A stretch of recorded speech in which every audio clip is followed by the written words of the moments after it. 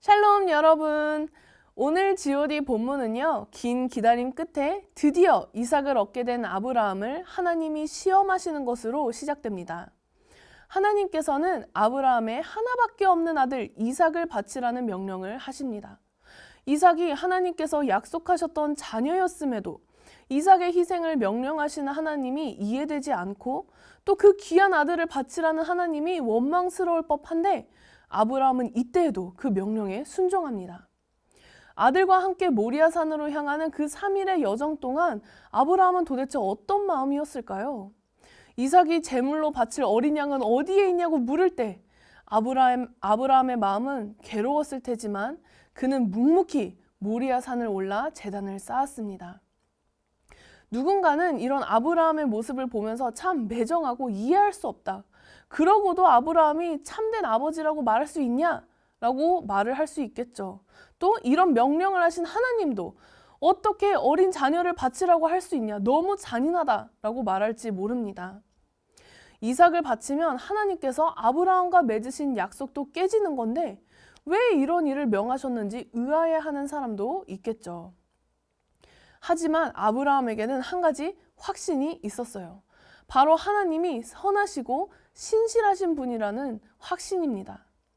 아브라함은 하나님께서 약속을 어기시거나 자신의 아들의 생명을 바치라고 요구하는 잔인한 분이 아니라는 확신이 있었어요.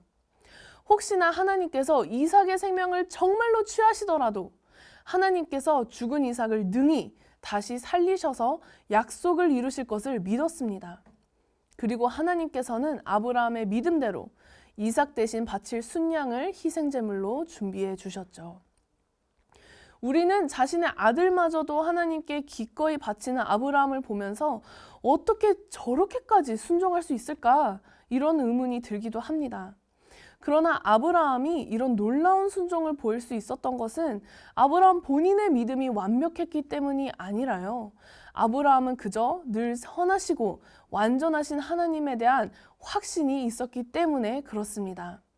이처럼 하나님의 신실하심과 선하심에 대한 확고한 신뢰가 있다면 우리 역시 아브라함과 같은 놀라운 순종을 할 수 있습니다.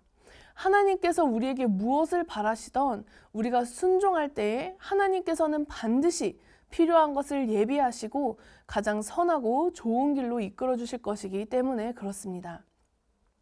이번 한 주 언제나 신실하시고 언제나 선하신 하나님을 신뢰하는 여러분 되시기를 바랍니다.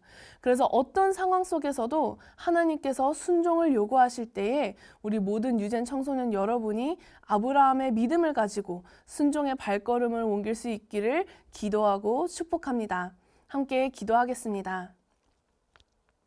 신실하신 하나님 아버지 참으로 감사합니다.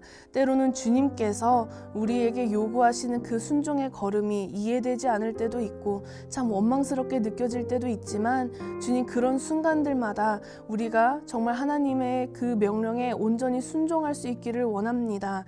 하나님의 선하심과 하나님의 신실하심에 대한 확신을 붙들고 우리가 날마다 믿음의 걸음을 옮길 수 있도록 주님 우리에게 순종의 마음을 더하여 주시옵소서. 믿음대로 살아갈 용기를 더하여 주시옵소서.